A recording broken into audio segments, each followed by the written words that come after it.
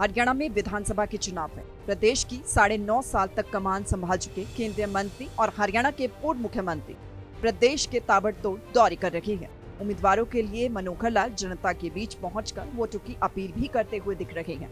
ऐसे में बहादुरगढ़ में भी मनोहर लाल पहुंचे और कार्यकर्ताओं के साथ उन्होंने बैठक की। इस दौरान केंद्रीय मंत्री ने बीजेपी के उम्मीदवार नरेश कौशिक के लिए वोटों की अपील की, साथ ही कांग्रेस पर तंज कसा।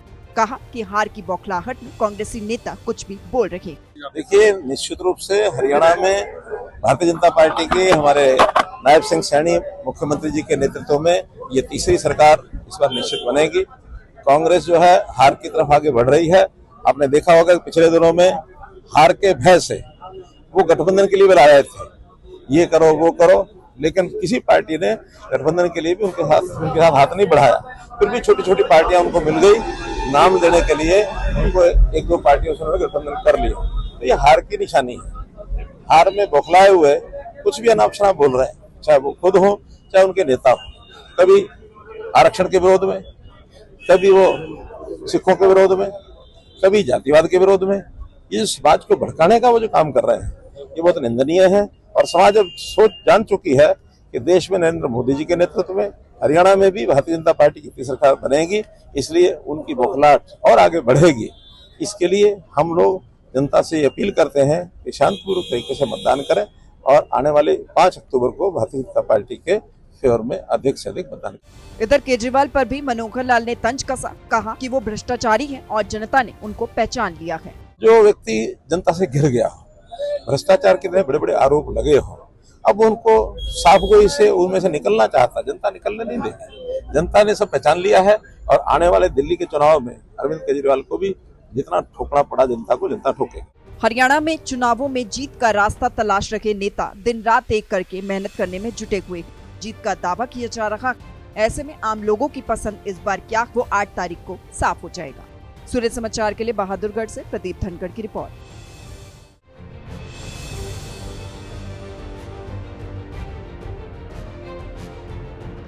हरियाणा में विधानसभा के चुनाव है। प्रदेश की 9.5 साल तक कमान संभाल चुके केंद्रीय मंत्री और हरियाणा के पूर्व मुख्यमंत्री प्रदेश के ताबड़तोड़ दौरे कर रहे हैं।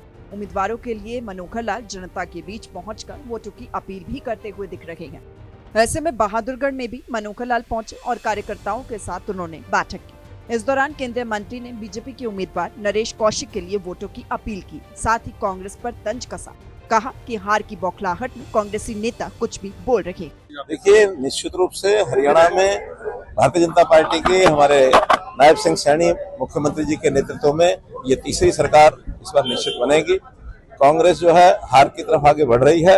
आपने देखा होगा कि पिछले दिनों में हार के भय से वो गठबंधन के लिए भी लाए थे, ये करो वो करो, लेकिन किसी पार्टी ने गठबंधन के लिए भी उनके साथ हाथ नहीं बढ़ाया। फिर भी छोटी छोटी पार्टियां उनको मिल गई, नाम देने के लिए उनको एक दो पार्टियों से उन्होंने गठबंधन कर लिया। तो ये हार की निशानी है। हार में बौखलाए हुए कुछ भी अनाप शनाप बोल रहे हैं, चाहे वो खुद हो चाहे उनके नेता हो।